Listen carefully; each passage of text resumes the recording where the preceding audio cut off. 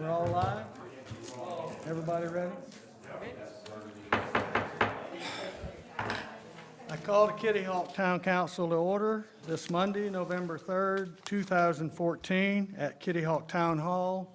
Depending upon what watch you look at, mine says it's 6 o'clock, so we'll go by that. Pleased to see the folks that are out here. We'll try to get through this so they can sit up for election tomorrow. And would you join me and the council in a moment of silence? Pledge of allegiance.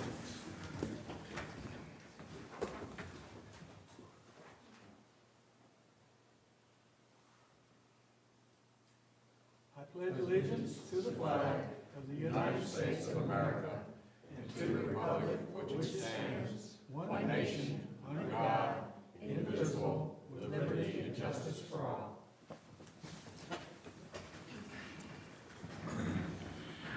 Next, we have approval of the agenda, and I need that to be amended by removing item 6D. Do I hear a motion to approve an amended agenda? So moved. Do I hear a second? Second. All in favor? Aye. Aye. The ayes have it. All right, we have presentations, and our audit is due up by Dowdy and Osborne. Teresa? Good evening. I am here tonight to present the results of your June 30th, 2014 audit. The town has received an unqualified opinion on its financial statements and no negative findings related to the audit. This is the best audit opinion that you can receive. Pages 1 and 2 is the audit opinion, which states the unqualified opinion. Pages 3 through 10 is the management discussion and analysis, which is a narrative summary of different parts of the audit. You can find the notes to the financial statements on pages 20 to 40. Instead of reviewing the entire report tonight, I am going to review some selected information with you, starting at the back of the report, where you will find more detailed statements, moving to the front of the report, where you will see the more condensed statements. The detailed general fund budget to actual financial statement begins on page 41. However, I'm going to start on page 46, which is the end of that statement, and that shows you the bottom line number of revenues over expenditures for the fiscal year of $291,792. It's kind of about 2/3 of the way down that page. That's the revenues over the expenditures for the fiscal year before the transfers to and from the capital reserve fund. Your budget anticipated a use of fund balance or savings in the amount of $481,214. However, due primarily to tax revenues exceeding budget and actual expenses less than budget, you did not use any of your fund balance. So I'm going to move on from that statement over to page 47, which is the activity of the capital reserve fund for last year. That statement includes the transfer to the general fund for the fire truck last year, as well as the transfer from the general fund to the capital reserve fund for the IT equipment. That was in the range of around $30,000. And you also transferred $15,000 from your general fund to your capital reserve fund, and that was for Parks and Trails Reserve. That was the residual that was left over from the Sandy Run Park. Page 48 shows the balance in the town's Fireman's Relief Fund, which is restricted money. Page 49 is a summary of taxes receivable, and page 50 is an analysis of your tax levy and property valuation. The ending tax levy of $1,118,000,000 is a 23% reduction over the prior year value of $1,451,000,000 due to revaluation. The tax collection rate is 99.41% for property excluding motor vehicles and 97.16% for motor vehicles, for a combined rate of 99.31%. This is an excellent collection rate. The state implemented a new system for registering and collecting motor vehicle taxes last year, so now all of that billing and collection is done at the state level. Are there any questions on these detailed statements? Not for me. I just paid that state and registration tax all at one time. It makes it a little easier, doesn't it? Yeah, but no easier on the Seems to- pocketbook. Yeah. No, exactly. I have a question, Okay. and it has to do with the terminology ad valorem taxes. Is that the real estate plus the personal property that is attached to the real estate for rentals? It is. It is? Yes. Okay, but it does not include the motor vehicle? The motor vehicles are the only things that are broken out in a separate column, and the personal property also includes things like your utility personal property, which for Kitty Hawk is significant because you have $30 million of utility personal property value from Dominion Power. Okay. So that's included in that That's column with that the is ad valorem. included in that? Yes, ma'am. Okay. Thank you. Pages 11 to 13 are your government-wide financial statements. They are basic governmental financial statements, which, as I mentioned earlier, have been adjusted to include all capital assets and long-term debt of the town. I'm not going to spend a lot of time focusing on those because of the fact that they have fixed assets and debt mixed in, they really don't give you the financial picture at the fund level, which is what I believe is the most important figures for you all to use in planning. Pages 14 to 19 are the summarized fund financial statements. I'd like to take you to your governmental fund balance sheet, which is on page 14.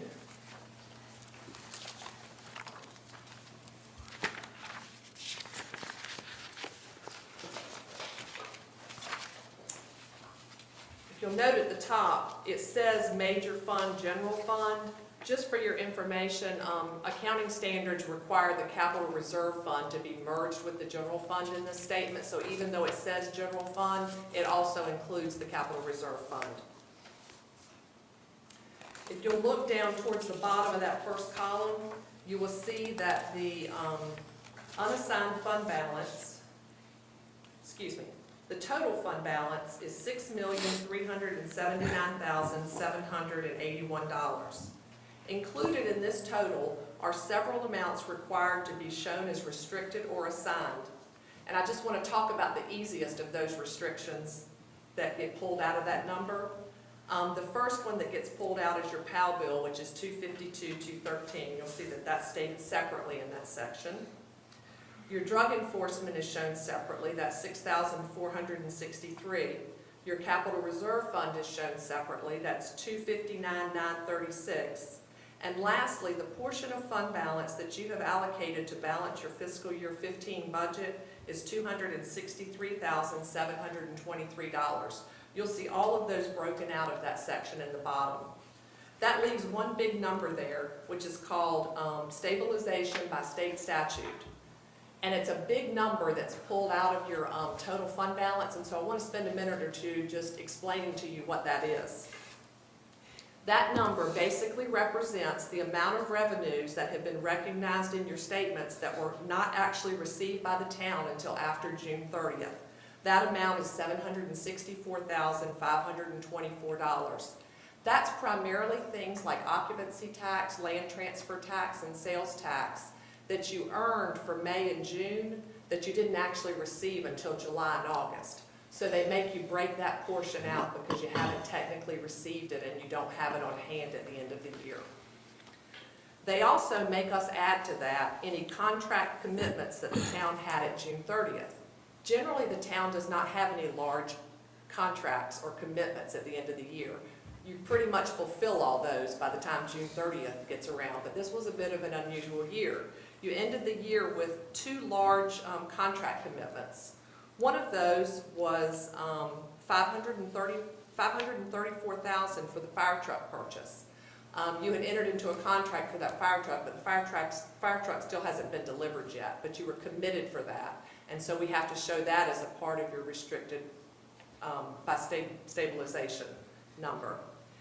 In addition to that, we also had to add in $467,000 for the beach nourishment engineering contract. This is important to note because while the $534,000 for the fire truck is set aside as restricted by stabilization for state statute, there's also cash sitting there to cover that. The difference with the beach nourishment contract is we have to show that as restricted, but you don't have the cash on hand at June 30th to cover that, because Dare County is going to reimburse that to you, but only after it's been spent. So you've got a large contract out there that's reducing your unassigned fund balance. And so I just want to point that out to you, because I think it's less than what you might anticipate it would be.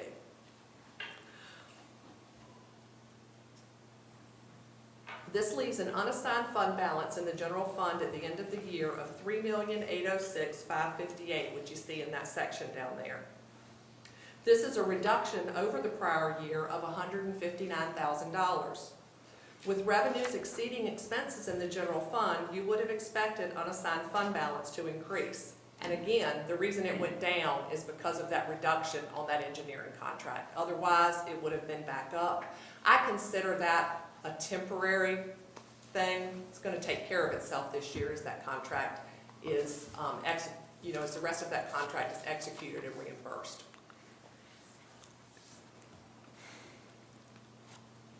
Your $3.5 million emergency reserve is included in this amount. Accounting standards don't allow us to show that segregation on this statement. However, that amount is broken out in a separate schedule in the notes to the financial statements on page 35. After subtracting the emergency reserve, you have unassigned fund balance of $306,558 at June 30th. Any questions on that?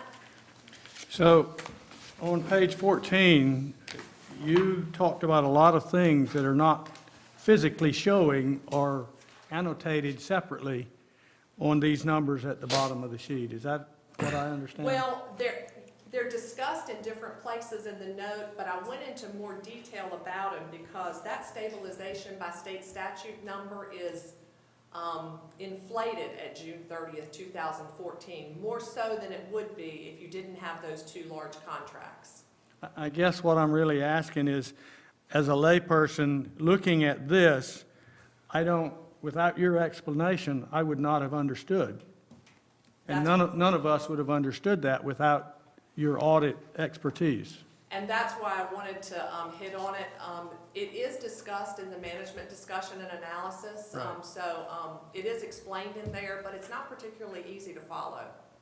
No, not at all. Again, it seems, I'm an accountant, and it seems strange to me that you would have revenues over expenditures, last year, which is a good thing. Why wouldn't your unassigned fund balance grow? And that's the reason, because you've got this temporary restriction on your fund balance for that $460,000 contract for beach nourishment. One thing that John and Charlene and I talked about is as you move further into the beach nourishment project, setting up a capital project fund for your beach nourishment. And what that will do, it will remove all of this from your general fund and it will put it in a fund by itself, and you won't get to the end of the year and have these anomalies in your general fund. And I think that will be helpful. Okay. Well, I very much appreciate you explaining that, because I didn't understand the numbers. Although I will say, I did go through the management, I did read through that, and I think John did an excellent job on that. From my standpoint, I understood what he was saying, and he broke it down very well, so. Good. Yeah.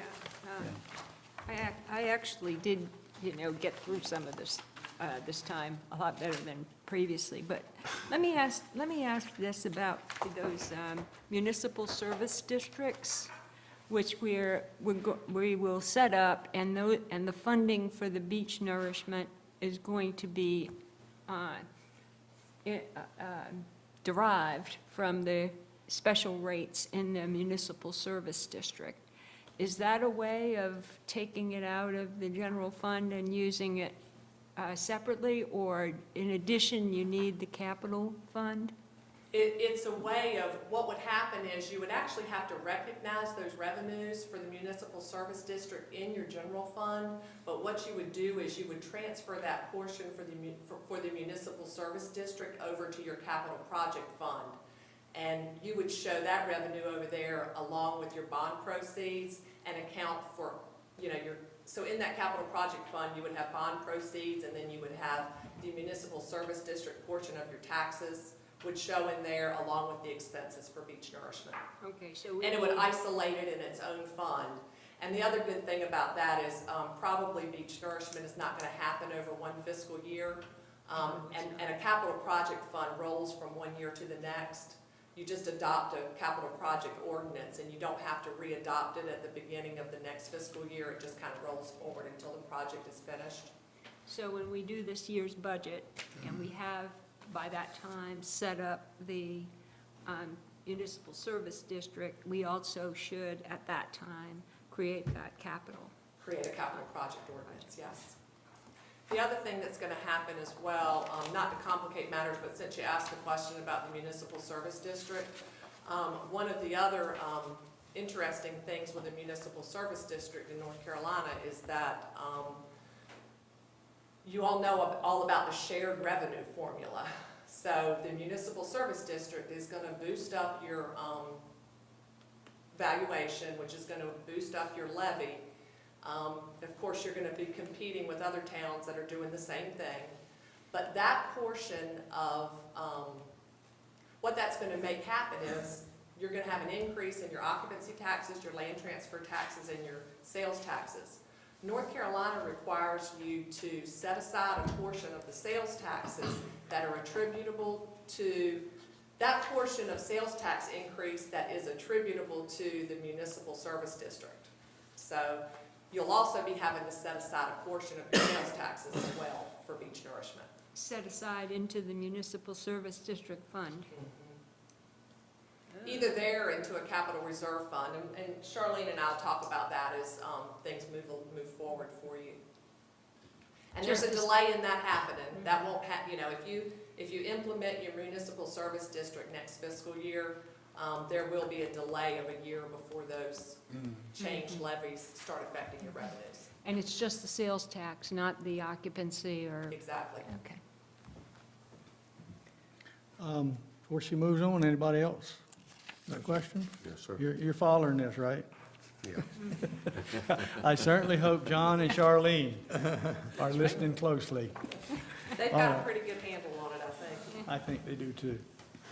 Okay, I'm going to jump over to page 18, which shows the amount of funds set aside for your law enforcement officer separation allowance in the amount of $49,707.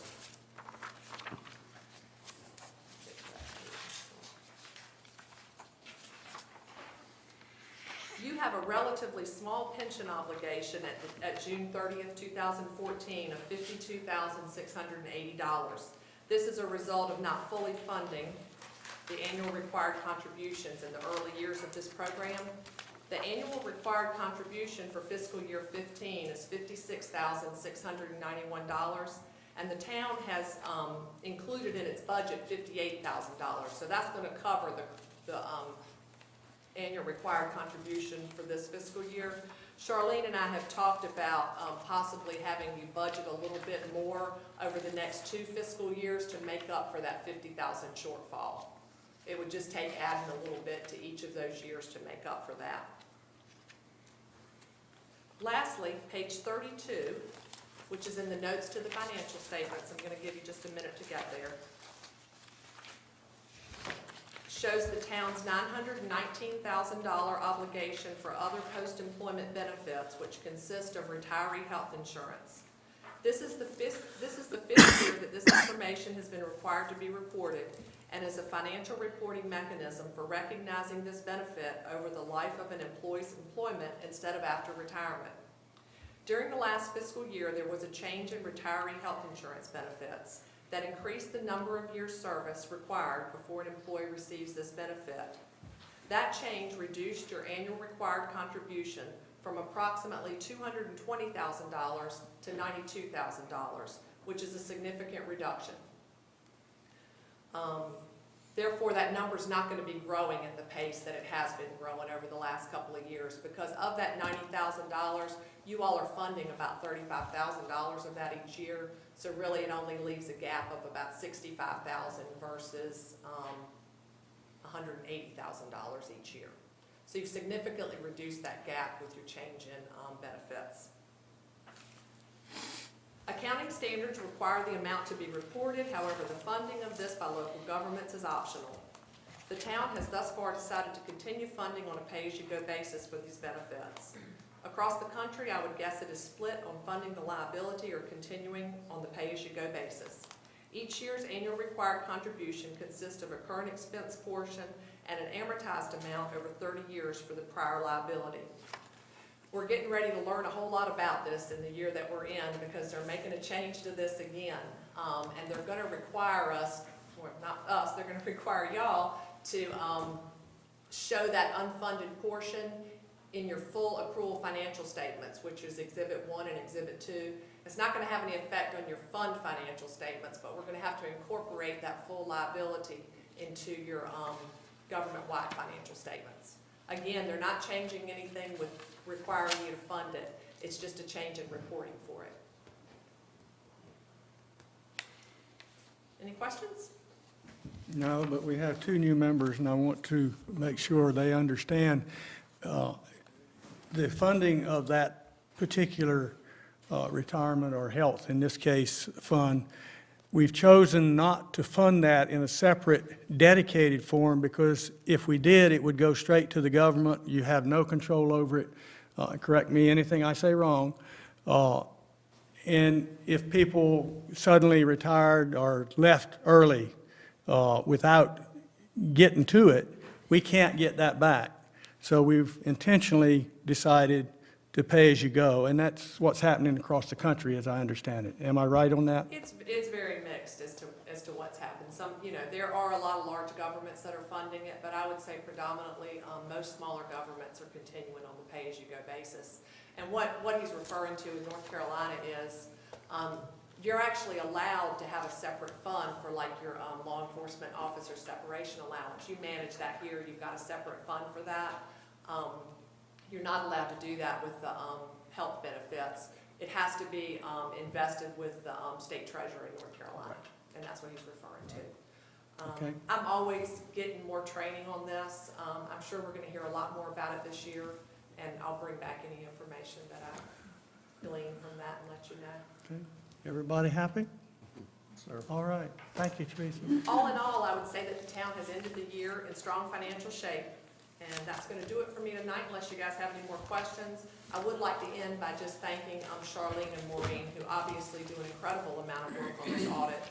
I'm here, over a period of 2 weeks, but they are both running like crazy while I'm here pulling everything that I need. So it's a very cooperative relationship, and they both do a great job.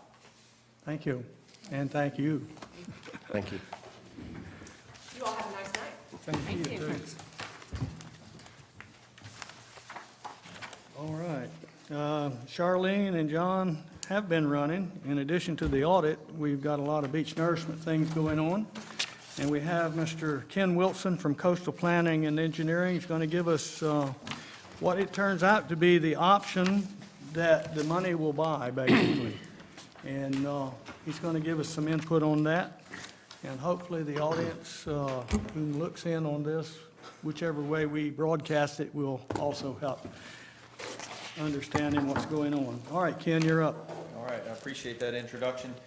First couple slides will be a little bit of a refresher, just to get everybody back up to speed as to where we last left off. I was up here in July and gave a little bit of a briefing. We've done quite a bit of work since July. This is a project overview map. Really puts into perspective the 3 different projects seen on one map, and these 2 areas that we're looking at. We just finished up our SandSource, our offshore surveys. Let's see if we can get this. So the primary borrow area is here off the southern end of Kill Double Hills, and we've also got a small borrow area that we've identified about 3 million cubic yards offshore of Duck. So both of those will move forward in the permitting process. There's about 17 million cubic yards of sand in borrow area A1, so more than enough to do the project several times over. What we'll do is we'll get those 2 areas permitted, and then when it comes to the design portion of the project, which will probably start sometime after the spring, in the summer of next year, we'll go through and we'll get further and further into the actual specific design layout, we'll look further into those areas using the data that we already have and basically tease out, you know, the best material to put on that beach. So, but right now, all of that material meets the state sediment criteria. We've got plenty of sand for the beach. This is a zoomed-in image of the Kitty Hawk portion of the project. So again, it's the entire town limit, 18,900 feet. This is a sketch for the permitting. You'll see there's a taper of 1,000 feet on both the south end and the north end. Obviously, if these two projects, or if the project is built in conjunction with the Kill Devil Hills project, we'll just continue on the Kill Devil Hills portion throughout their portion of their town project. And then we'll only have that 1,000-foot taper on the north end. So tonight we're going to talk about what does this fill actually look like. This is just kind of a generic fill showing the layout of the project. I'm not doing that with the colors, so just had to kind of bear with me through the yellow. So these are the stated purposes that we've spent a lot of time talking about. Number one, reduce the vulnerability of the public infrastructure. NC 12, US Highway 158, those feeder roads between it, based on storm damage, storm-induced erosion. Number two is reducing those flooding events, those overwashing events, both of Highway 12 and the Highway 158, and again, the neighborhoods between the two highways. And then number three, reducing the vulnerability of the oceanfront homes along the community. So again, this continues to be our main three purposes of the project and what we can continue to concentrate on. So these next three slides are just going to show some maps that give kind of an example of really what we're talking about when we talk about those three goals. We really use two different engineering and modeling tools to look at the design options for this project. The first concentrates on the storm damage reduction. So this is where we get into the S-Beach model. Really, we're looking at simulating a certain storm event on individual beach profiles and trying to get a feel for where the line of impact, so a certain level of erosion on that specific profile would be. And then we basically figure out where on the map that erosion point is, and we connect the dots and create these lines along the shoreline. And so this really shows where are the impacts to the actual road. So we've got a number of different lines on this map. The yellow line shows if we were to build no project whatsoever, where that defined impact line would be along this portion of the shoreline. Now, obviously we have these lines for the entire shoreline. The green line shows if we were to build this 50-foot wide berm or a berm design where we move that impact line back to, and then the pink would be pushing that impact line even further seaward away from the roads or the houses. What we highlight in this image though is that basically that without action or no action alternative, the yellow line really doesn't impact the road at all. So we're not seeing any benefits to the actual oceanfront highway from this storm reduction model that we're running. Whether we build no project or the berm only or the dune design, we get the same impacts to the road, which are basically negligible. So there's really no information there to be able to make a decision on. So that moves us into that second criteria, which was the flood damage reduction.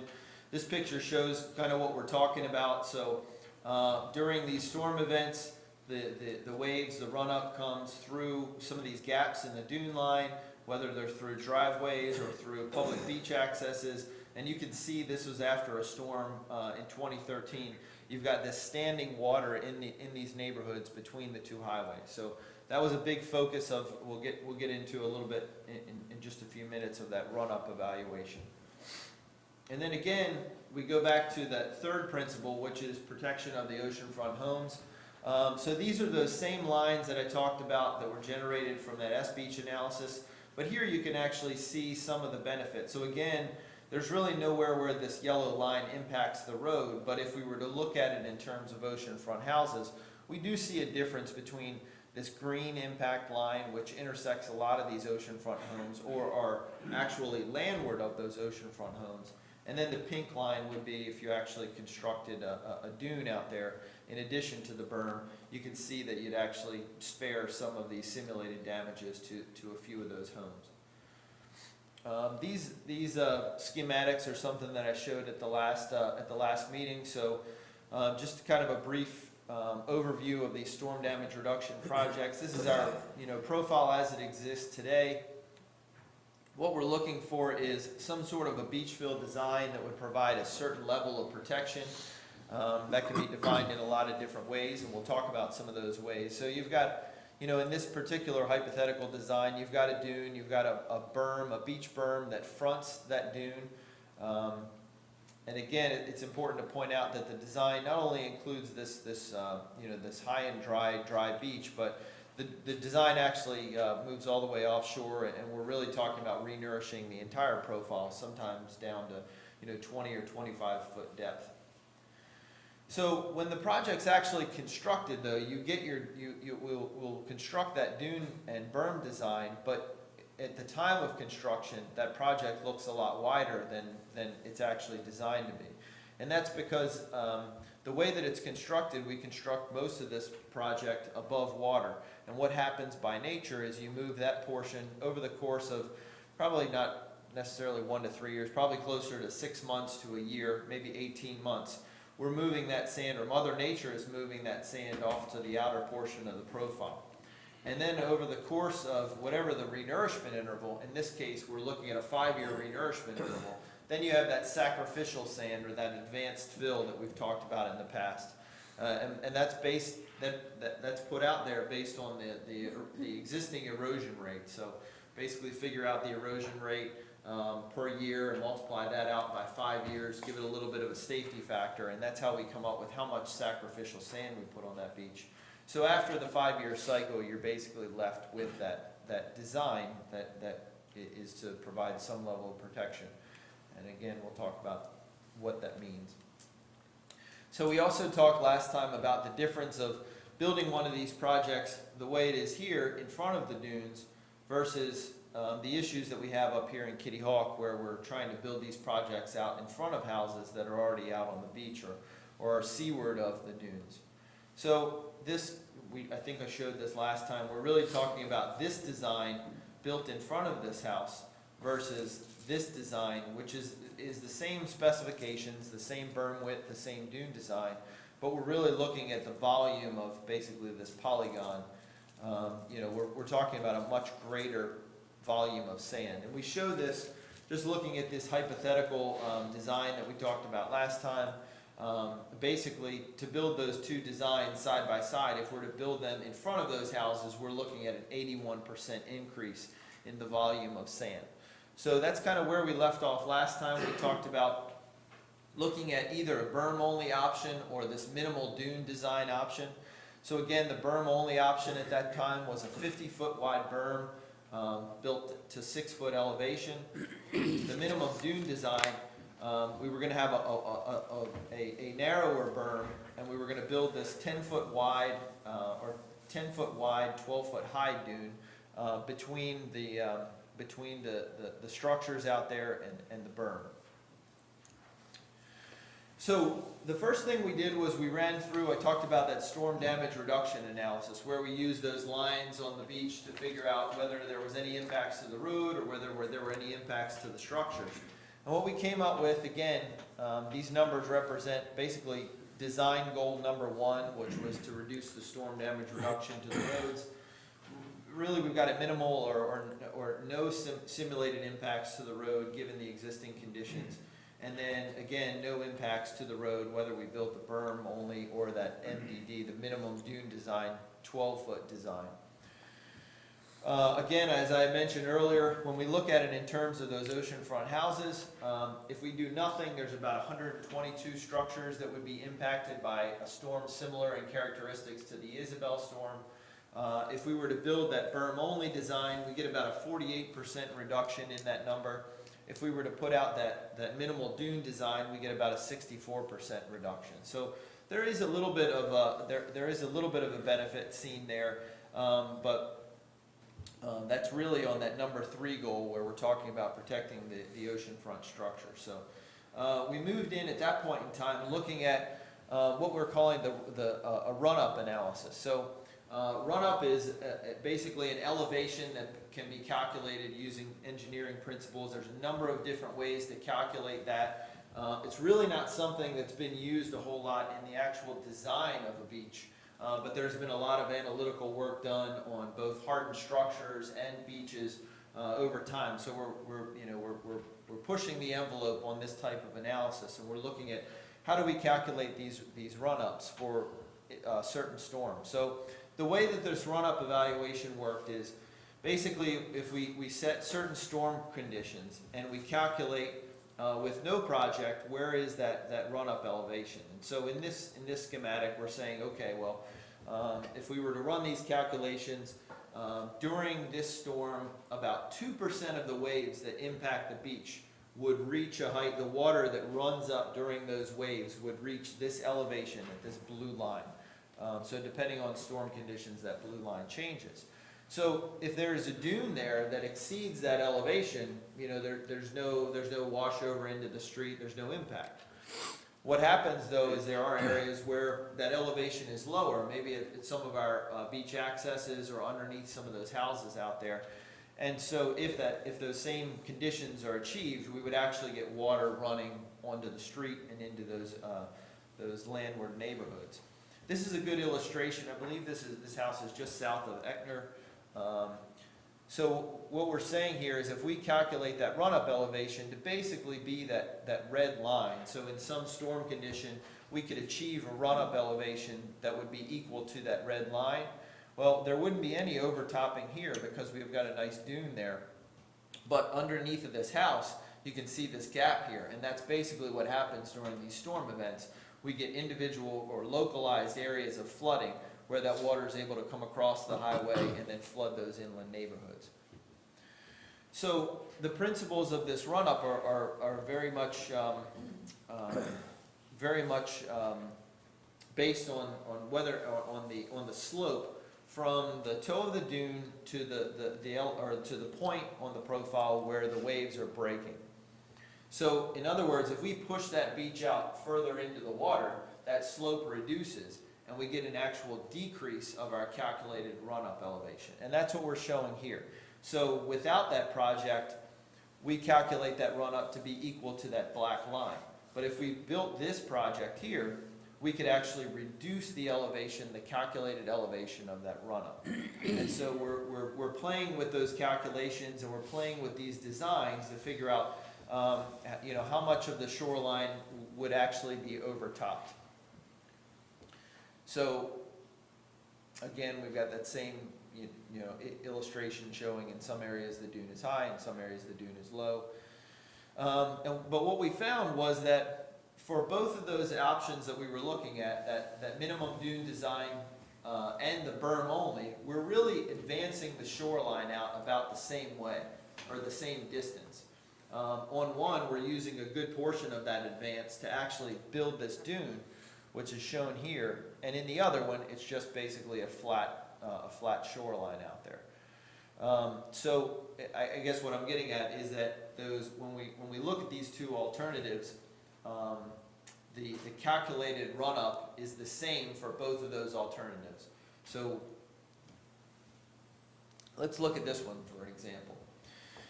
Going back to that same illustration, if we were to build either the minimal dune design or the berm only design, we actually decrease that elevation of the run-up below the grade of the road. So obviously if we're reducing it below the grade of the road, regardless of whether there's a dune there or not, we're not going to have that overtopping because it wouldn't be able to come over top of the road.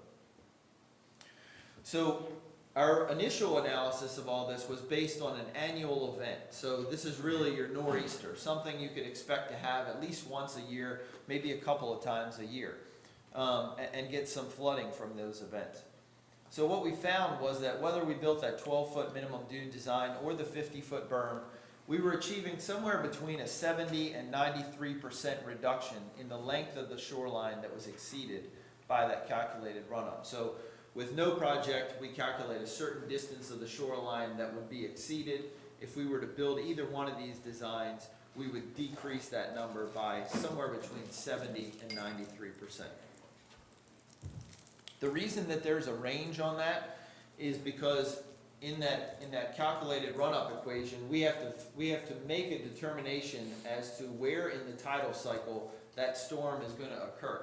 So the lower, or the higher numbers where you're seeing a bigger reduction is based on that calculation being made, that the storm would impact at mean high water.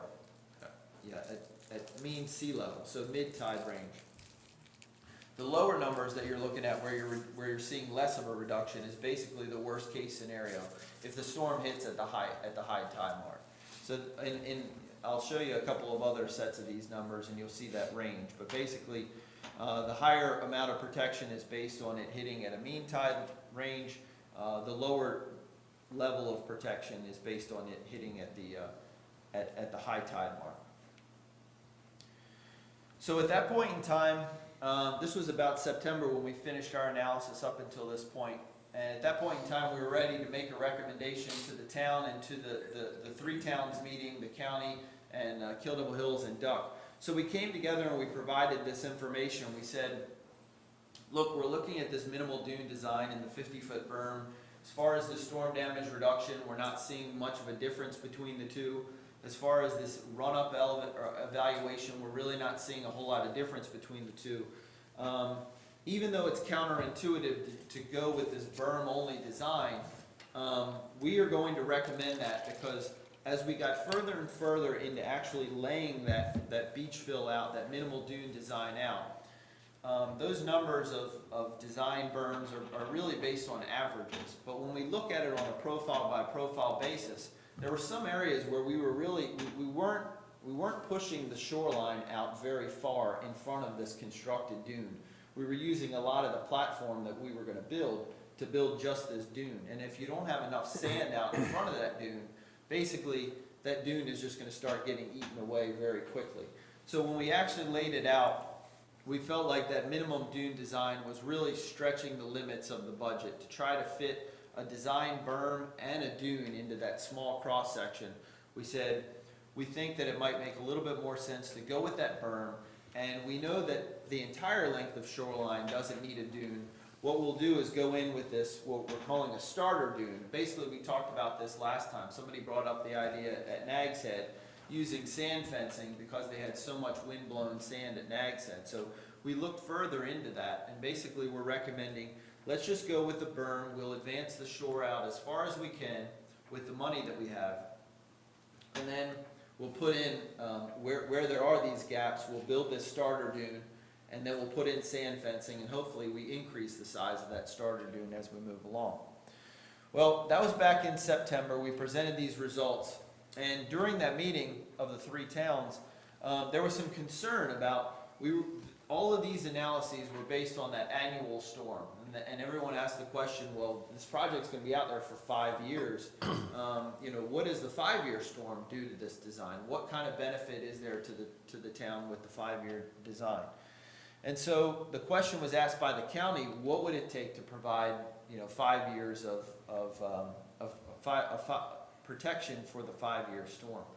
So the first thing we did was we looked at what we called the Kill Devil Hills design. We said, what if we put the same design we're building at Kill Devil Hills out there along the entire length of beach at Kitty Hawk? What we found is that we would advance the shoreline about 100 feet. It would require about 3.2 million cubic yards in total. That's about 100% increase in the volume that we've been talking about up to this point in time. And it would be an additional $15 million.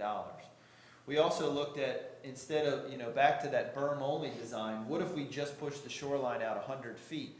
And those numbers come down a little bit, but they're still really not manageable, whether we're talking about from a town standpoint or the county standpoint. We were talking about an additional $12.5 million. So we provided these options to the county. They said, there's no way we can make this work. What can you do with $2 or $3 million extra? So we furthered the evaluation. We looked at the numbers. We said for $3 million extra, we could increase the fill density by about 16 cubic yards a linear foot. So up until that point, we were putting about 80 cubic yards a linear foot. with that extra 3 million, we could get almost up to, we could get between 95 and 100 cubic yards per linear foot. That's significantly more than the average for the town of Nags Head, for those of you that are familiar with that project. I think the average there was about 75 cubic yards a linear foot. So what that does is that bumps our 50-foot berm up to more like a 60-foot design berm. When we get to that 60-foot design berm, our annual event numbers increase. They were previously about 70% to 93%, so we've gone up a little bit on the annual event to 73.4 and 98.7% reduction of the shoreline that would be exceeded based on that run-up calculation. And then when we look at the 5-year event, we're looking at, again, these ranges are based on those 2 different tide cycles that we talked about. We're talking about a reduction in the length of shoreline between 40% and 72% of the shoreline. But that doesn't take into consideration that starter dune that I talked about. So this is an example of one of the beach pushes that was done, in front of a couple of homes. This picture was taken back in February, but this is the kind of structure that we're talking about building. We're talking about pushing out the berm, creating that 60-foot wide berm, and then using some of that sand to create some kind of an artificial dune like this, and putting sand fencing along the entire project area to start the creation of that dune. So if we take into consideration building that starter dune up to an elevation of 14 feet, these numbers here actually become 100%. So obviously, depending on where that storm hits, if that 5-year storm hits at the mean high water mark or the mean tide mark, we're going to get less of a reduction. It would exceed that 14-foot dune that we're going to start with out there. However, if it hits somewhere, in the average around the mean tide cycle, we could achieve 100% reduction. Now, a couple other caveats to say before we wrap this up is that when we talk about that design, we're talking about at the end of the 5-year cycle. So at that point in time, we're left with just the 60-foot wide berm. Up until that point in time, theoretically, we would have a wider beach, especially in that first year where we're undergoing that equilibration, if you will, that big project. Some of the sand is moving offshore, and then you have that advanced fill start eroding away. So obviously those numbers are based on at the end of that 5-year cycle. Up until that point in time, those numbers are a little bit better. So that's really kind of the worst case scenario. So with all of that, we do end up recommending that 60-foot berm design, given some of the financial considerations with the county and the town. Looking at this run-up evaluation and how to reduce the amount of flooding throughout the town, we would recommend that 60-foot berm design. So again, that's the 60-foot berm, the advanced fill, the starter dune, and putting in sand fencing along that project area. The main fill length is still at 18,900 feet, which is about 3.58 miles. We've got the 1,000-foot taper on the north end. The fill density, as I mentioned earlier, is about 95 cubic yards per linear foot to about 100 cubic yards a linear foot on average. The total volume was 1.6 million, is now around 1.91 million cubic yards, and the total project cost is now 20.5 million because we've increased that cost by the 3 million. We heard today from the county that they have approved that increase of 3 million. So as far as the numbers that I'm sure the mayor and John have shared with you in the past, those townwide numbers have not changed. The county is supportive of the increase of that design to take advantage of that additional $3 million. This is my final slide, just a schedule of where we are. The compatibility analysis is really, we're talking about the borrow area. So we finished up those final numbers for the borrow area last week. We actually, so the Kitty Hawk design finalized basically today with the approval of the board or this briefing of the board, unless there are concerns or we want to look at something else. At this point in time, our design is finalized. So with those two first items, we have been able to submit some of the environmental documents. We talked in the past about those 2 documents that go to U.S. Fish and Wildlife, National Marine Fisheries Service, that They've asked for about a year-long coordination period. So that clock started last week, which keeps us on schedule. So those documents were submitted last week. We're undergoing right now the completion of, we're undergoing right now the completion of the draft environmental assessment for all three towns. We suspect that those will be released in the next 2 weeks or so, which again will keep us on track. We'll probably be looking at submitting our CAMA applications, our state applications sometime early next year in February or March. We expect to start the process of the lease agreement with Boehm sometime after Christmas of 2015. That's about the time that we expect all these permits to come in at the same time. And then we will be timing the opening of the bids to finally get the final costs of these projects. Once we have all those permits in hand and we have that Boehm lease agreement in hand. Again, we expect that to happen around January of 2016. So that keeps us on track for a March, April construction of 2016. All right. Questions? That was a lot. Was a lot. The bottom line, let's simplify this for everybody that might be viewing. We would wind up with a berm, and by the way, for those of you in the audience, I should have said this up front, but there should be a list of definitions of the terms that Ken has been using, berm versus dune versus other run-up in particular, for example. And if anyone in the public viewing this wants that, just come in, the town clerk, be more than happy to give you that, because that can be confusing. But the bottom line is, within the money available to us, a 60-foot berm will give us added protection over the normal and some protection over your extreme. And there is not enough money to do any more than that. And in fact, I will go so far as to tell you that the Dare County Commissioners have been over backwards to find the excess money beyond what we were originally obligated to do. It's one other thing that's important in this. I know you've put out a lot of schedules of what you propose to do and where you're going to be and those sort of things, but I want to tell the people that look at this program, this is not a done deal without your consent. And that'll come through the MSD letter that we send out to property owners. Property owners have to tell us if they're willing to spend the town's money, the portion that belongs to us. Unless that happens, then our part of this would stop. But we won't know that until we hold the hearing. So the commissioners have been over backwards. They're going to cover whatever excess beyond what they originally told us.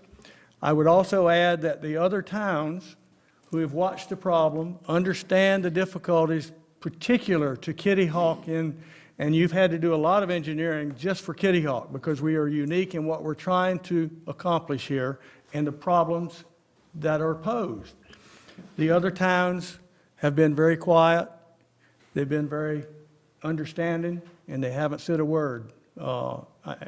We have to appreciate the fact that they understand what we're going through.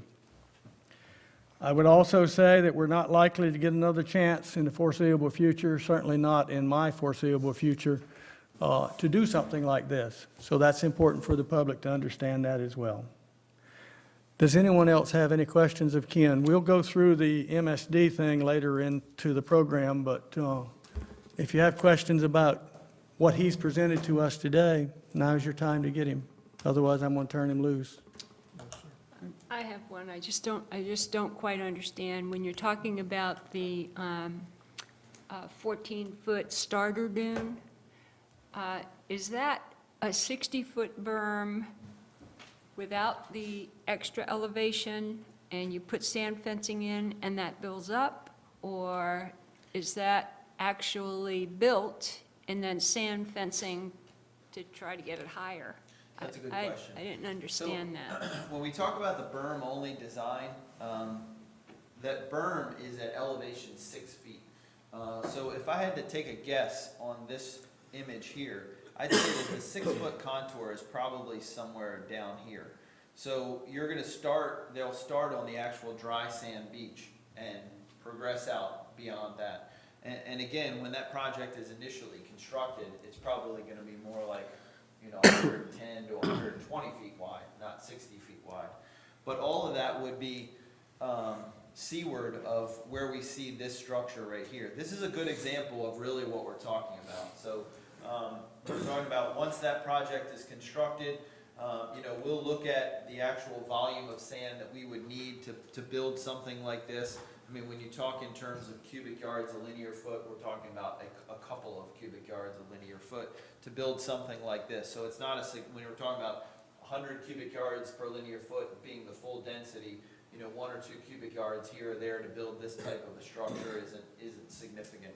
So we would start here, we would build out, and then we would use some of that sand that was placed to make sure that we had a similar structure to this along the shoreline where those gaps exist, or in front of those structures.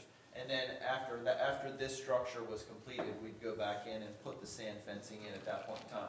So we would achieve the 14 feet right off of the bat. Right up. And then anything that the sand fencing would capture could both increase the elevation and increase the width of that dune. Okay.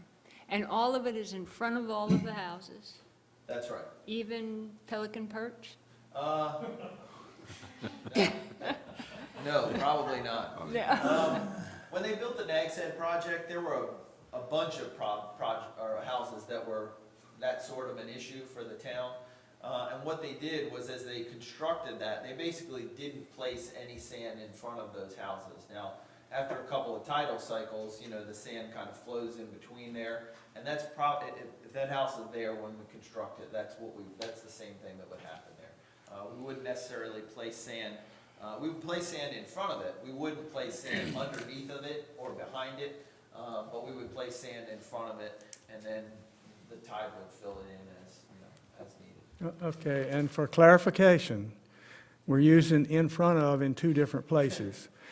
In the starter dune, in every place except the Pelican's Perch, you're talking about in front of being to the east of houses. Right, to the seaward side. In Pelican's Perch case, you're talking about perhaps to the east, to the west of the house, actual front of that house. So all I'm trying to do is make sure the public understands, in front of, for the beach berm, is to the seaward or east of the houses. And so is the starter dune, The starter dune would be also east to of the houses, east correct. of the houses. But the one exception, perhaps, would be Pelican Perch, because it's already on the wet sand beach all the time, almost. Correct. By the time we get here, that might all change. Anyone else have a question? I think Pelican Perch is going to be there when everything else is gone. You might be right, but we're all going, right? Their septic tank certainly will be. It is well put in place, you're right. All right, if we don't have any other questions, we'll move on. Thank you, Ken. I appreciate it. All right, I'm sorry this has taken a while, but we needed that. That was important. Now we have public comment. Lynn, has anyone signed up for public comment? Does anyone wish to speak at this portion of the public comment? Can we ask you a question real quick? Of course. Come on up so that the public can understand your question. My name is Brian Morgan, I actually don't live in Peekskill County. With respect to your consideration of the consent of the people that are gonna be, with respect to the consideration of the consent of the people that are gonna be asked to put this bill, how rosy are those estimates? When you say that this is all predicated on the normal, average cyclical behavior and then the 5-year event, is that predicated on the fact that we're waiting until 2016 to put down sand? Or is that anticipating any issues between now and then, and that we're gonna be hit again with a change in design in the next year and a half? Or is this a fairly conservative estimate that's probably gonna hold up when we ask people over the course of the next year and a half to foot the bill, such that they don't get surprised. Make sense? Sure, that's a good question. Obviously, with these projects, there are so many variables that we do oversimplify things down. We're trying to make sure that, you know, I just spent 25 minutes, and I'm not sure how much of this went over the heads of the folks that, you know, we're trying to explain it to. I know the last presentation went over my head, so I feel for you, I feel for you guys that have to deal with all these issues. There is a fair amount of simplification, but in all of these decisions that we make, we are putting in a factor of safety. When we look into, when I look at some of those elevations for, say, the 5-year storm event, which is probably consistent with the types of waves and energy that we saw hit the shoreline during Hurricane Sandy. It's somewhere around that 5-year storm period. Some of those run-up elevations that we calculated for the no-action alternatives suggested that we could see, you know, elevations of 18 or 19 feet. Now, I don't think that we experienced those types of run-up elevations over and atop some of our highest dunes. I think, you know, we obviously saw a lot of overwash of the road that's somewhere around 11 or 12 feet. So when we look at these things, and I do mention that, you know, we're pushing the envelope on this type of analysis, trying to get some level of understanding of what, you know, what protections we can provide. You know, whenever we're pushing the envelope of that, we do step back and you know, make sure we've got some safety factors built into that. As far as the amount of sand that would be lost between this, all these designs are based on a survey that we did over the summer. As far as the amount of sand that we might lose between now and then, you know, we're looking at rates of loss that are somewhere around 2 cubic yards a linear foot. So, I mean, the margins of errors in some of these analyses are probably along that. You know, if we're to say, okay, well, you're not going to build the project for a year and a half after. If we say, okay, well, you know, do we put 4 or 5 extra cubic yards a linear foot out there? That's kind of what we're, I guess, what you're talking about is the difference between the design based on a survey that was done 4 months ago as opposed to we're going to build this project in early 2016. Yeah, because obviously a $20 million project, 2% change is substantial. 2% change? Yeah, between now, you're talking about 2 cubic yards, and we're talking about 95 to 100 cubic yards per linear foot. So that's roughly 2%. Well, I'm saying that the analyses that these numbers aren't going to change significantly if we make those, you know, small changes. When you look at it in a plan view and how far out you're pushing the shoreline and things like that, it's not a significant difference. So nobody's going to get caught with their pants down, right?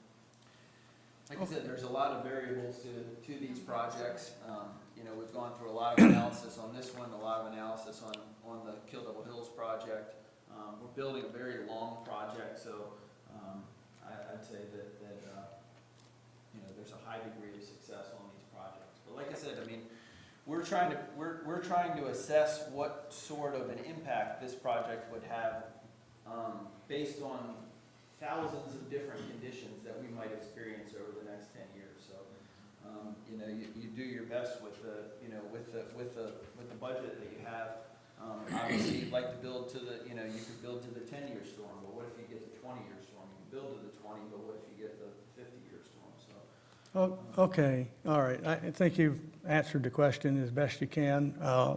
Generally, engineers build in a pretty good safety factor, and a safety factor in this particular case would take into consideration the change in shoreline. It's changing as we speak. It changed, we had overwash this last yesterday. So I think you've answered the question sufficiently, and if you haven't, then you're certainly welcome to hit him on the way out. And we have to move the council on along. Thank you, Ken. All right, is there anyone else that wishes to speak at this part of the program? All right, let the record show no one came forward. Now we need to do the consent agenda, and the consent agenda has a removal, so do I hear a motion to approve the amended consent agenda? I move to approve the consent agenda as modified. Do I hear a second? Second. All in favor? Aye. Opposed? The ayes have it.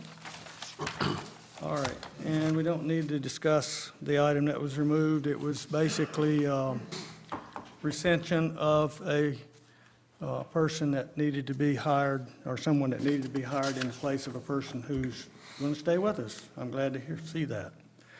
All right, public hearings. We have about 3 of those. Let's do those one at a time, because B is I'm going to make a statement on B. So we have a text amendment to amend the flood damage prevention ordinance. Do I hear a motion to go into public hearing? So moved. Second? Second. All in favor? Aye. All right, we are in public hearing. Joe, would you give us some background, please?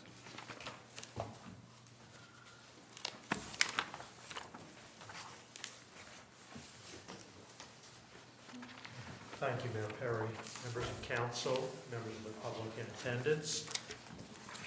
This evening, the first text amendment item we have is about as minor a change as you could have in an ordinance. We're literally proposing to change the word "and" to "or" in one location in our flood damage prevention ordinance.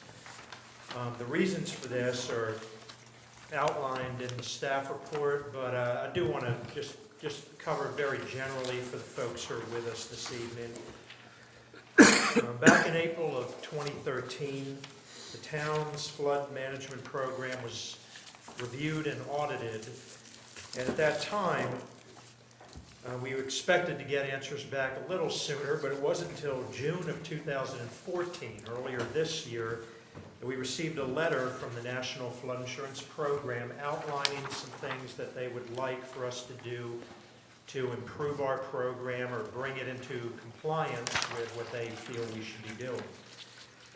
As part of that, the letter instructed the town to make some significant changes in how we ensure that recreational vehicles are compliant with the flood damage prevention ordinance.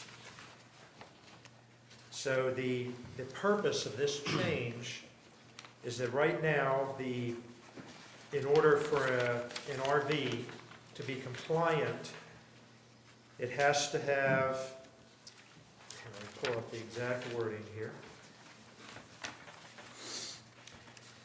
It has to be on the site for 180 consecutive days and be fully licensed and ready for highway use. And they go on to define that a little further.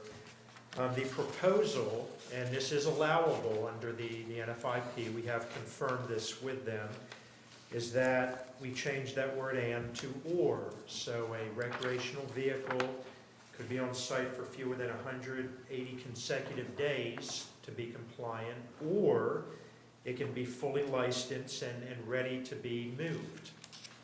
The intent of this is that basically our flood damage prevention standards exempt recreational vehicles from all of the standards that structures have to meet.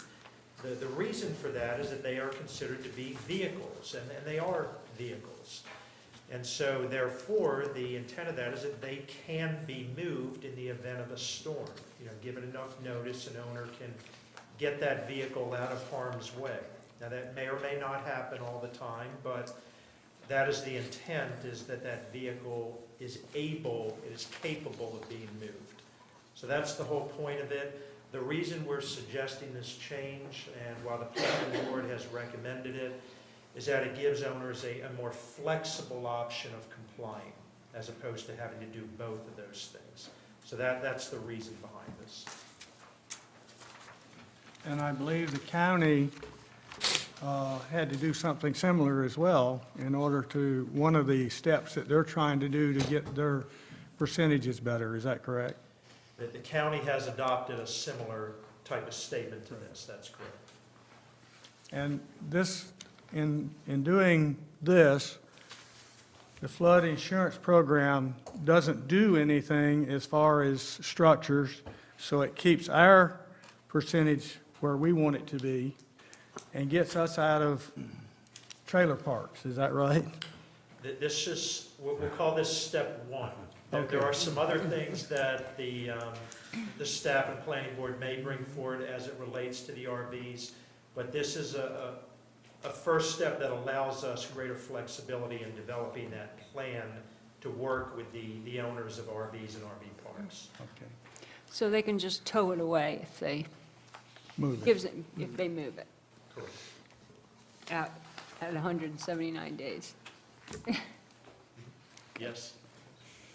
How are you going to enforce this? Is it going to Yeah. have to be the trailer park owner, or That- are we that going to is- have the RV police? Well, that's part of the bigger picture, and as part of this, the town is being asked to institute some measures on documenting this type of activity, if vehicles are moved, or if they are, we may have to do a periodic inspection to determine if a vehicle is capable of being moved or not. Does it have a current license plate on it? Does it appear that it's, we have some vehicles where people have gone in and put additions on them and they can't be moved. You literally have a structure that's attached to it. So there'll be some things like that we'll have to work through. That'll be part of the plan. We're working with our town attorney on fine tuning that, but this is the first step that would give us some greater flexibility in working with those situations. Yeah, and I don't think that there are a trivial number of those situations. My observation is that there are a lot of them that look like they're, pretty with flower pots and, so it's gonna be interesting. Anyone else have questions for Joe before I ask for public? All right. Lynn, anyone sign up for this? Yes. Does anyone wish to speak to this public hearing?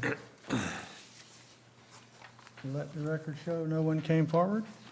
Do I hear a motion to go back in regular session? So moved. Do I hear a second? Second. All in favor? Aye. All right, council, are we ready to approve this? Do I hear a motion to approve? Mr. Mayor, I move to amend subsection 1496A, the flood damage prevention ordinance, to allow alternative options for recreational vehicles to comply with flood hazard reduction standards. Town council finds that the proposed text amendment is consistent with the town's adopted Campbell Land Use Plan and finds this amendment to be in the public interest by providing more flexible standards for RV and RV park owners. Do I hear a second? I'll second. All in favor? Aye. Aye. Opposed? The ayes have it. All right. Now, next, we called for a public hearing to a text amendment to update standards for wireless communication facilities consistent with some recent changes in state and federal laws. However, our duty editor here has gone through this, and she found some references that are not consistent with our code. So if we tried to actually approve this tonight, we'd have some problems that we'd have to come back to. So I'm going to recommend, unless the lawyer tells me I can't, that we send this back to the planning board and wait until we get the new planner on board so he can get his teeth into it, and Em will write up the things that she's found, and we'll try to get it right the first time around. You can do that. You can send it back to the planning board. All right. So I'll make the motion to send it back to the planning board based on those assumptions. Do I hear a second? I'll second it. Any further comment? All in favor? Aye. Opposed? All right, that's going back. Next, we have the last text amendments, an application to amend subsection 42, TAC 419, para 3 of the town code by eliminating the requirement for a buffer area between adjoining PCDs and PUD zoning districts. Do I hear a motion to go into public hearing? So moved. Second? Second. All in favor? Aye. We're now in public hearing. Joe, would you give us a brief on that? Thank you, Mayor Perry. The This item came, this is one that was presented by an applicant who is here this evening. The issue that this text amendment is attempting to address is something that came up during the recent review of the project regarding improvements to Barrier Island Station that the council considered at your last meeting in October. The concern that was brought up is, if you'll recall from the projects you reviewed at the last meeting, you had two buildings that were undergoing significant renovations. The Recreation Center, Sales Center side, that's in the PCD or commercial part of the Barrier Island Station development. And then you have the area with the pavilion building there, where they're looking at the spa, the area over by the pool, which is actually located in the planned unit development, the residential section of Barrier Island Station. So you have two properties. There is actually a property line that runs through there. As I mentioned, you actually have two different zoning districts that abut each other, that are part of the same development, but they're just zoned differently. They allow different types of uses in there when that development was originally created. So the situation that we're facing there is you now have these two separate facilities, a new owner who's looking to tie these together and would like to, the project that they would like to look at is actually placing an enclosed corridor that would run from the recreation building over to the former pavilion building, the fitness center, that would be located over in that area. Presently, the way the ordinance reads, that is not permitted due to a requirement for a buffer area in the planned commercial development district. So that's what we're looking at addressing here. So that connection was removed for the purpose of your consideration of the development proposal last meeting. But the applicant would like to come forward with that at some point in the future if this is acceptable to the council. So there are a couple key points to this. First of which, did want to point out that the only area of the town of Kitty Hawk where this proposed amendment would apply is where the PCD and PUD districts meet each other within the Barrier Island Station development. So there is no other place that this particular section, it wouldn't change anything for any other place in the town of Kitty Hawk. And then secondly, what we're talking about here is that right now in the planned unit development, the residential side, the way the ordinance is worded is that there's a buffer of distance of 50 feet from any planned unit development project exterior boundary or perimeter line. Then it goes on to say, this restriction shall not apply to any interior development line or any exterior boundary or perimeter line which abuts a non-residential zoning district. So in the PU district, you already have an exemption that says you can go within that closer to this PCD district. The issue is that there is no corresponding exemption in the PCD district. So why it's exempt on one side, it's not exempt coming in the other direction. So that is what is being proposed. The applicant is simply proposing to add a corresponding statement that would have an exemption from the buffer with some limitations that they've put on it in the PCD district, so it would allow this proposed covered walkway to proceed. After reviewing this at their meeting on September 11th, the Planning Board voted unanimously to recommend approval of this text amendment that you have before you this evening. Certainly be glad to answer any questions if the council has. Anyone? No. If another PCD, PUD were to ever occur in the town of Kitty Hawk, and I don't know where that would happen, but if it were to happen, this would give them the same right, but it wouldn't allow them to do a PUD and not have a PCD next to it. I guess where I'm going with the question is, we're creating an exemption, but we're talking Barrier Island. We don't want that exemption to go out and be a general exemption. We're not doing that, are we? You're not doing that. All right. You're comfortable with that? Now, it doesn't, now, let me just clarify, it doesn't mean it can't happen in the future. I mean, should the council, development proposal come forward to someone who wants to have a PUD and PCD that happen to be next to each other, then it would apply to that. But presently, we have no other circumstances like that in town. Right. But they would have to be, the two would have to be together for this Directly to apply. abutting. Gotcha. All right. No other questions of Joe? All right. Lynn, anyone signed up to speak to this? No.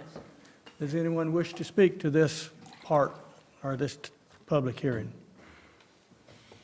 Let the record show no one came forward. Do I hear a motion to go back in regular session? Do I hear a second? Second?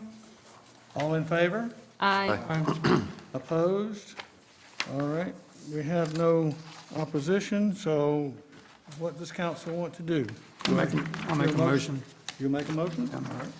I move to adopt the proposed text amendment to subsection 42-419, parentheses 3, eliminating the requirement for a buffer between adjoining PCD and PUD zoning districts. Town council finds that the proposed text amendment is consistent with the town's adopted CAMA land use plan and finds this amendment to be in the public interest by eliminating an unnecessary requirement. Do I hear a second? Second. Any further comment? All in favor? Aye. Aye. Opposed? All right, you got it. All right, moving into planning. We have some calls for public hearing, and the first one has to do with rezoning some portions of properties. Do I hear a motion to call for public hearing on that particular item? I move to set a public hearing regarding the proposed zoning amendments at 103 First Flight Run and 3732 North Croatown Highway for the town council meeting on December 1st, 2014. Do I hear a second? I'll second. Any further comment? All in favor? Aye. Opposed? All right, that one is set. Next one is a text amendment to amend Section 42, TAC 445 of the code to allow veterinary hospital and clinics in the emergency and governmental section zoning section. Do I hear a call for public hearing motion? I'll make a motion. Okay, you good. I move to set a public hearing for the town council meeting on December the 1st, 2014 regarding the proposed text amendment to allow veterinarian hospitals and clinics as a conditional use in the MS1 zoning district. Do I hear a second? I second. Any further comment? All in favor? Aye. Aye. Opposed? All right, it's called for public hearing. Last public hearing deals with some conditional use permits to construct 3 2,520 square foot buildings. Do I hear a motion to call for that public hearing? Mr. Mayor, I move to set a public hearing at town council meeting on December 1st, 2014 to consider a conditional use permit application to establish medical offices and a veterinary clinic at 5121, 5125, and 5129 Putter Lane. Do I hear a second? I'll Second? Any further comment? All in favor? Aye. Aye. Opposed? All right, it's called. Now we have some unfinished business, the public hearing and proposed tax rates for this beach nourishment that we just went through. John, would you like to Yes, get us sir, Mr. started on that, please? Mayor, at the last council meeting, we presented the mail-out letters and the MSD maps for council's consideration, and the MSD maps were approved, as well as the draft letter that would be sent to all the property owners. The comments for the draft letter have been made, that were made by council, and the letter will include a date for a proposed public hearing on the municipal service districts and the possible tax rates for each district. Staff is proposing that the public hearing be set for February 9th, 2015. And then after the public hearing, the tax rates for each district will be part of the budget approval, which would tentatively be approved on June 1st in 2015.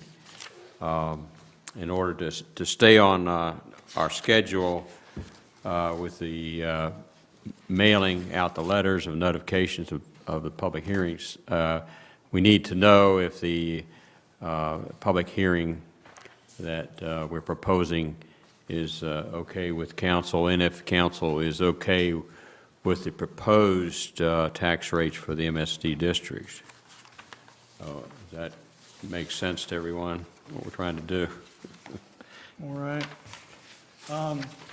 Couple of facts, since we're going to broadcast this, a couple of facts. In the property owner's MSD letter, there's an estimate of $23,327,770 to do the 60-foot berm beach nourishment project.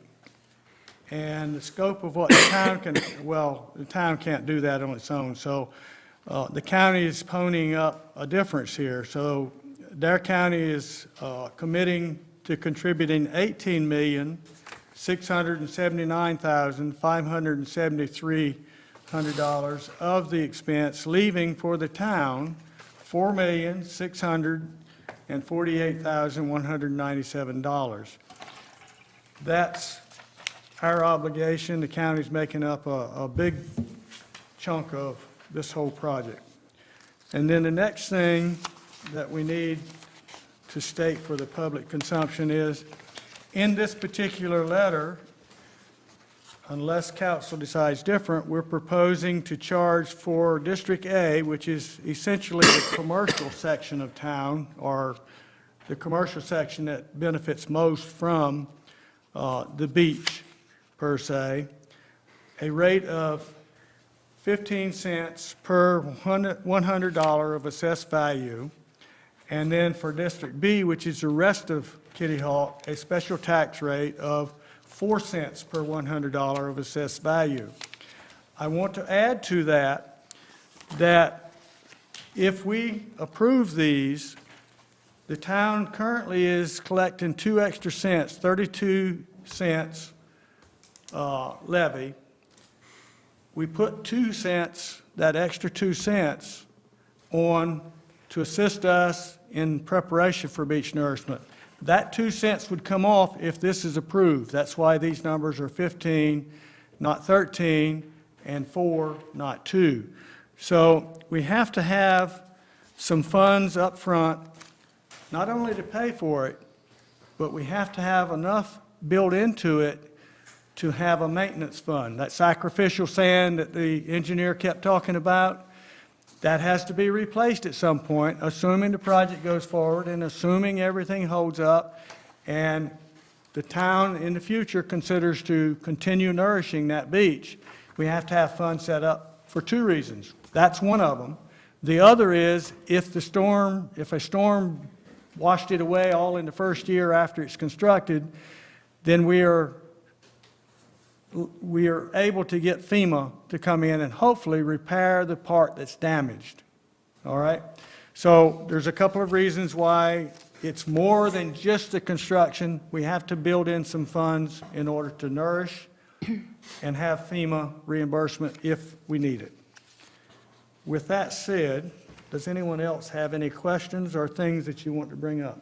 I'd just kind of like to clarify for the Beach District, which is District A, which has the 15-cent tax rate, that does include all of the residential properties as well as the commercial properties on the east side of 158. Thank just you. so, Yeah. just so No, they that's understand. good. I want it all out there as much. Anybody else can add to this? If I've forgotten something, pipe up. All right, and then the other thing that we're approving tonight, and we need to make sure we get this, we're talking about having a public hearing on the February 9th of 2015 in the Kitty Hawk Municipal Building at 6 PM. Does anybody know what day of the week that is? I didn't look that up. Monday. That's a Monday? Yes, sir. That's a Monday. Be the week after the regularly scheduled meeting. Okay, so it's not a regular meeting, No, sir, it's Yeah, not. it's a special Special meeting. Special meeting, that's correct. And having said that, I want to make sure everybody understands, you don't have to necessarily come to the hearing in order to speak your mind. We have email, we have letter correspondence, you can telephone call us. This is for property owners, this is for people that actually pay the bill to tell us their consent or denial. And as I've tried to say in a cover letter that will go out with this, you know, silent consent or denial is really not acceptable. We need to hear from you. You're paying the bills, tell us what you want, and we'll go from there. All right, anyone have any other questions? Do you hear a motion to approve this MSD letter so that the town can get it sent out? I move that a public hearing be set for February 9th, 2015, or another date as determined by council, at 6 PM at the Kitty Hawk Municipal Building for the purpose of establishing, I'm sorry, it is for February 9th, 2015, at 6 PM at the Kitty Hawk Municipal Building for the purpose of establishing the municipal service districts for the storm damage reduction project. I further move that a proposed tax rate, as discussed in the letter to property owners, or in the letter to property owners, be considered for adoption on June 1st, 2015. All right. And that's the one we're going to consider. It's not gonna necessarily the consider one it. we have to That's right. to do. We could change that. Right. But it's a proposed so that people understand what's coming down the pipe. Second. All right, I hear a second. Any further comment? All in favor? Aye. Opposed? All right, John, we're well on our way here, bud. Good.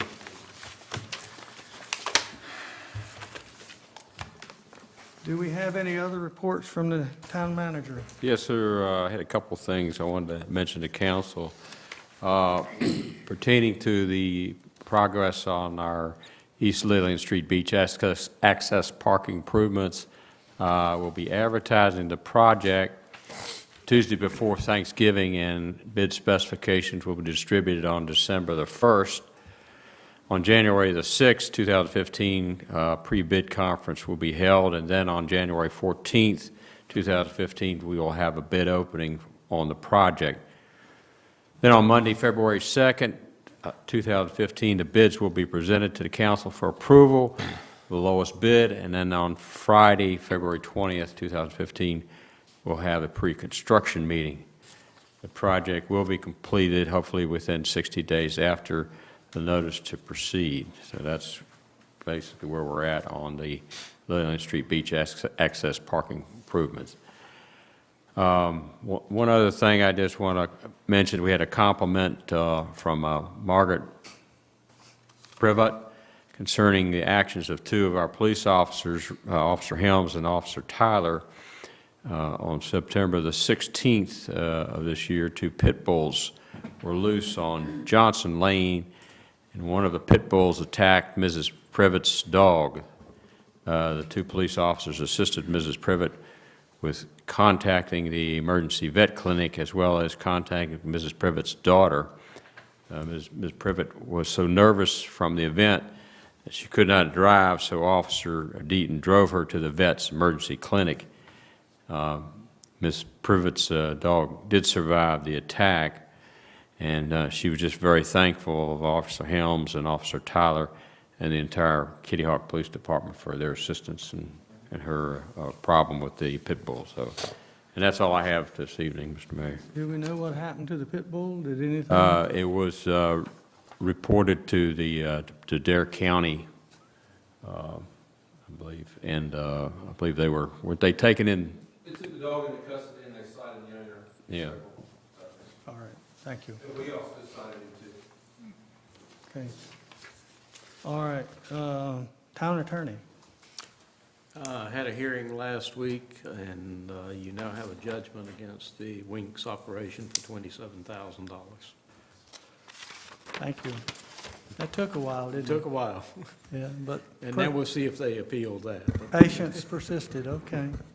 Good enough. I now have a question for you. In regard to the beach nourishment, the project is envisioning a taper up into Southern Shores. Right, And Southern Shores doesn't have a quick take. right. How do we work that? Do we need easements? I think we can We get that. do, we need easements. We have done the title work for where the taper is going to go, but until they told us where the line was going to be, we Right. couldn't start the process of contacting folks to get those easements, but I do not anticipate that we'll have any difficulty getting those easements. No, I don't either, because they had actually asked us about that. But I just wanted to be sure we're all clear on how that goes about. All Correct. right. Okay, town council, any comments from town council? Jeff? I have none.